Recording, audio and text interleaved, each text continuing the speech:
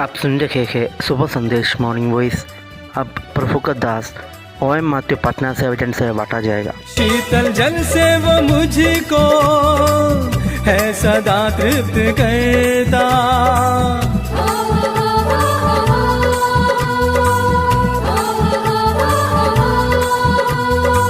घोर अंधियार से भी मुझको है वो बचाता, मुझको है वो बचाता, क्योंकि वो है चरवाहा। मुझको है वो बचाता, क्योंकि वो है चरवाहा। यहोवा यहोवा तू है मेरा चरवाहा, यहोवा यहोवा तू है मेरा सहारा। परमेश्वर के नाम की स्तुति हो। आज का मनन के लिए इफिसियों का किताब पहला अध्याय इसका 3, 4 और 5 पद आपके सामने पढ़ना चाहता हूँ। हमारे प्रभु यीशु मसीह के परमेश्वर और पिता का धन्यवाद हो कि उसने हमें मसीह में स्वर्गीय स्थानों में सब प्रकार की आशीष दी है। जैसा उसने हमें जगत की उत्पत्ति से पहले उसमें चुन लिया कि हम उसके निकट प्रेम में पवित्र और निर्दोष हो, और अपनी इच्छा की सुमति के अनुसार हमें अपने लिए पहले से ठहराया कि यीशु मसीह के द्वारा हम उसके लेबालक पुत्र हो।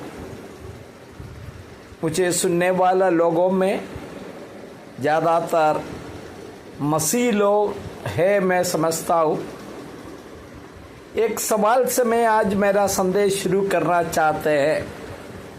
अपना मसीह जीवन में आप खुशी और आनंद महसूस कर रहा है? शांति का मसीह जीवन बिदा पा रहा है कि नहीं? कई बार हमारा जीवन में जो मसीह जीवन में जो खुशी और आनंद होना है वो नहीं होने का कारण है हम प्रभु का वचन में ज़्यादा ज्ञान नहीं रखता, प्रभु का वचन समझने में हम समय बिताता नहीं है। यहाँ पर प्रेरित पौलुस इफिसियों का विश्वासियों को पत्रिका लिखा है। उन्होंने एक बात बता रहा है इसका 3 पद में, हमारे प्रभु यीशु मसीह के परमेश्वर अर्थात पिता परमेश्वर और पिता का धन्यवाद हो कि उसने हमें मसीह में स्वर्गीय स्थानों में सब प्रकार की आशीष दी है।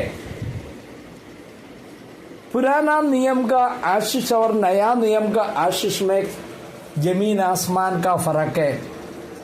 पुराना नियम में इस्राएल लोगों के लिए कई चीजें प्रभु ने वायदा किया और परमेश्वर ने उसको दिया है, और आर्थिक उन्नति का बात किया वहां।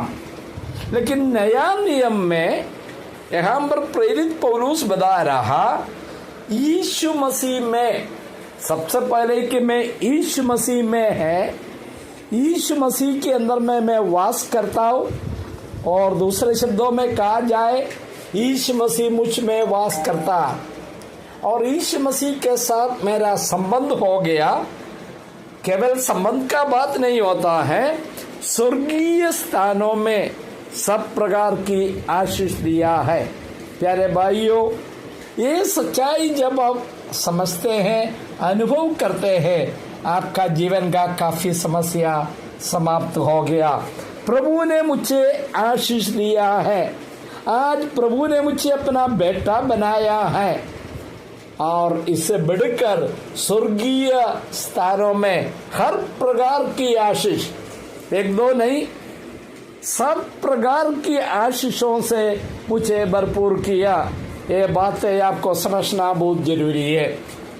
इसके बाद क्या बता रहा है, और अपनी इच्छा के सुमति के अनुसार हमें अपने लिए पहले से ठहराया कि यीशु मसीह के द्वारा हम उसके लेपालक पुत्र हो।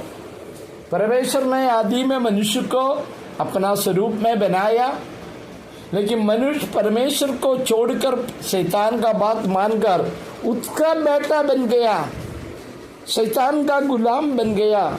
लेकिन परमेश्वर ने क्या किया?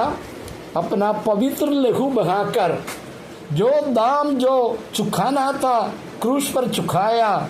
उन्होंने हमें लेबालक पुत्र के रूप में आज अपने पास में ले लिया। प्यारे भाइयों बहनों, यही मसीह जीवन का रहस्य है। ये रहस्य जब तक आप समझ में नहीं आता है, आपका जीवन खुश नहीं होता है। और 4 पद में एक और बात बताया गया है, जगत की उत्पत्ति से पहले उसमें चुन लिया है।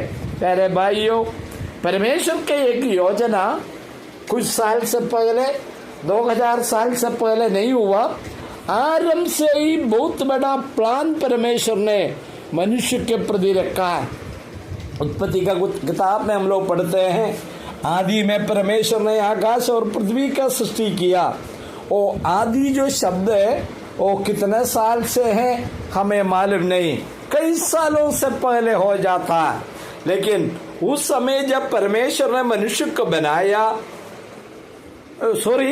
जगत को सृष्टि किया है, और हम बताता है उससे पहले, जगत की उत्पत्ति से पहले हमें चुन लिया ताकि हम उसके निकट प्रेम में पवित्र और निर्दोष हो। मुझे सुनने वाला भाई लोग, ऐसी यही मसीह जीवन है। आज यदि मसीह जीवन का स्वाद अभी तक चख नहीं पाया, मसीह जीवन का असली मसीहत में असली आनंद का जीवन बिता नहीं पाया है, तो आज प्रभु आपको ये सच्चाई को समझा रहा। स्वर्गीय स्थानों में यीशु मसीह में सब प्रकार का आशीष दिया है, साथ साथ जगत के उत्पत्ति से पहले मुझे चुन लिया है ताकि हम निर्दोष और निष्कलंक बने रहे, और मुझे लेबालक पुत्र बनाया। ये सच्चाई को जानकर हमारा मसीह जीवन और खुशी के साथ बिताए, प्रभु के साथ में एक ऐसा संबंध बनाए ताकि हम दुनिया के सामने प्रभु का संतान के रूप में अच्छा गवाह बनकर आने वाले दिनों में कई लोगों को ये सच्चाई समझाने के लिए हम योग्य बने और हम तत्पर हो जाए ताकि प्रभु का नाम का महिमा हो। आमीन।